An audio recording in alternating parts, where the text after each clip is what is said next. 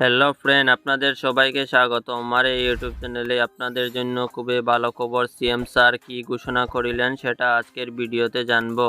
অরুণোদয় হিতাধিকারী লাভ করিব 9,000 টাকা। ভিডিওটি ভালো লাগলে অবশ্যই লাইক, শেয়ার এবং সাবস্ক্রাইব করবেন। তো চলুন দেরি না করে আজকের এই ভিডিওটি শুরু করি। কাৰণ তেওঁলোকে হস্পিটাল আৰু গাঁৱৰ মাজত আপ এণ্ড ডাউন কৰি থাকিব লাগে। তেওঁলোকৰ যাতায়াত বহুখিনি যাতায়াত কৰিব লাগে। সেইকাৰণে আমি তেওঁলোকক আশা এক্সপ্ৰেছ, যেনেকৈ আমি ASRLMত কাম কৰা জীৱিকা সখী বাইদেউসকলক সখী এক্সপ্ৰেছ দিছিলোঁ, এওঁলোকক আমি আশা এক্সপ্ৰেছ দিম, যাৰ জৰিয়তে 33,656 গৰাকী আশা কৰ্মীয়ে একোখন স্কুটি পাব আৰু 2,570 গৰাকী আশা কৰ্মীয়ে, আশা ছুপাৰভাইজাৰে বা আশা ফেচিলিটেটৰে 2,570 গৰাকী তেওঁলোকেও চাকৰি পাব। কোনোবাই যদি আশাৰ কাম বাদ দিয়ে তেওঁলোকে স্কুটিখন চৰকাৰক ঘূৰাই দিব লাগিব, যদি আশাৰ চাকৰি বাদ দিয়ে। আজি কেবিনেটে এটা গুৰুত্বপূৰ্ণ সিদ্ধান্ত গ্ৰহণ কৰে।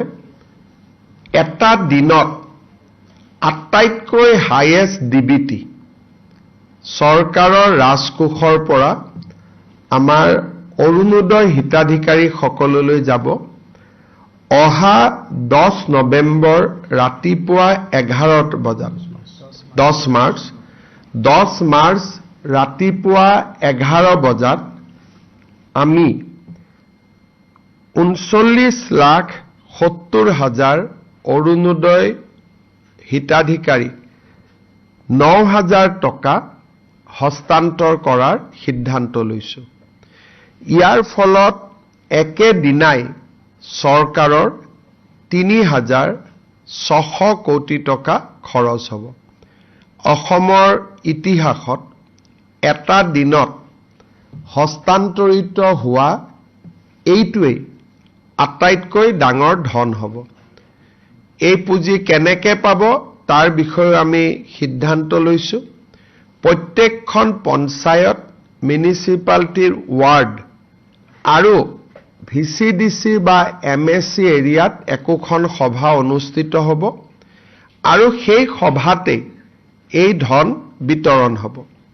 কেন্দ্ৰীয় কাৰ্যসূচী জ্যোতি বিষ্ণু কলা মন্দিৰত অনুষ্ঠিত হ'ব আৰু এটা দিনতেই 3,600 কোটি টকা আমাৰ মহিলা আই মাতৃসকলৰ একাউণ্টলৈকে হস্তান্তৰিত হ'ব। আজি আমাৰ কেবিনেটত আপোনালোকৰ মনত আছে 2025 চনৰ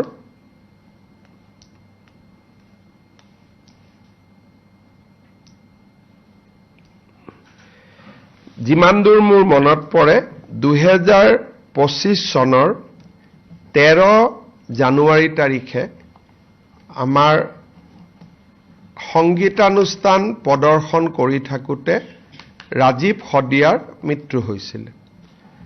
আজি কেবিনেটে ৰাজীৱ শদিয়াৰ পত্নী উপাসনা বকলিয়াল গগৈক তিনিচুকীয়া জিলাত অসম চৰকাৰৰ 3য় বৰ্গৰ চাকৰি এটা দিয়াৰ বাবে সিদ্ধান্ত গ্ৰহণ কৰিছে।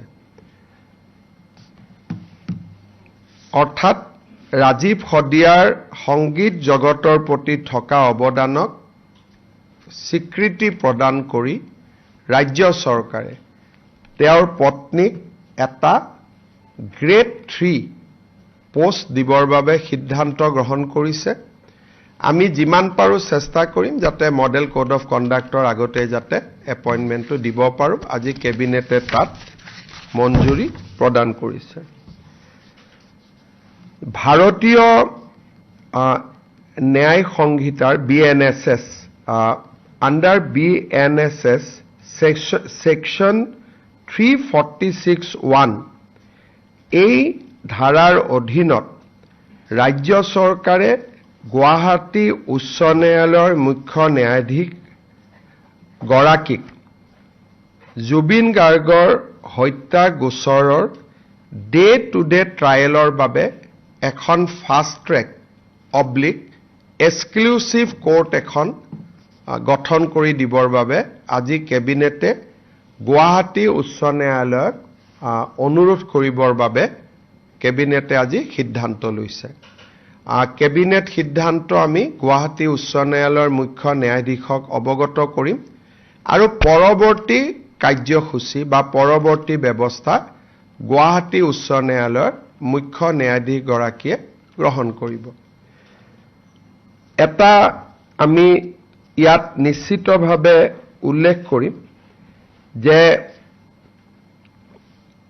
এই গোচৰ আৰম্ভ হোৱাৰ পিছত ইউজুৱেলি হত্যা গোচৰত কোনোবা এজন অভিযুক্ত হলেও আদালতে বিচাৰ চলি থাকিলে ৩-৪ মাহত অভিযুক্তসকলক জামিন দিয়ে।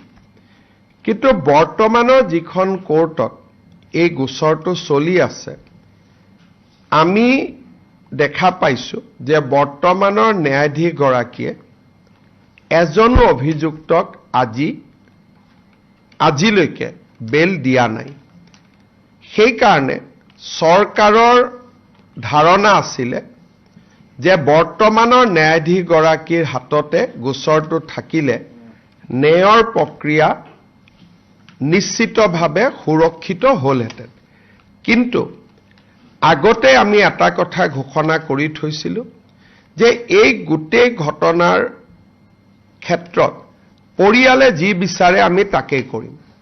যিহেতু পৰিয়ালে ৰাজহুৱাভাৱে ফাষ্ট ট্ৰেক বা এক্সক্লুচিভ কোৰ্টৰ কথা কৈছে, সেইকাৰণে আমাৰ মতামতক আমি দূৰত ৰাখি আমি এই ঘটনাটোক বা এই বিচাৰ প্ৰক্ৰিয়াক ফাষ্ট ট্ৰেক কোৰ্টত বা এক্সক্লুচিভ কোৰ্টত আমি দিবৰ বাবে সিদ্ধান্ত গ্ৰহণ কৰিছোঁ।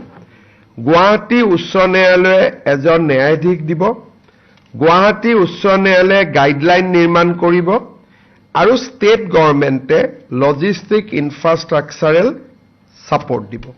এই সিদ্ধান্ত আজি কেবিনেটে গ্ৰহণ কৰে।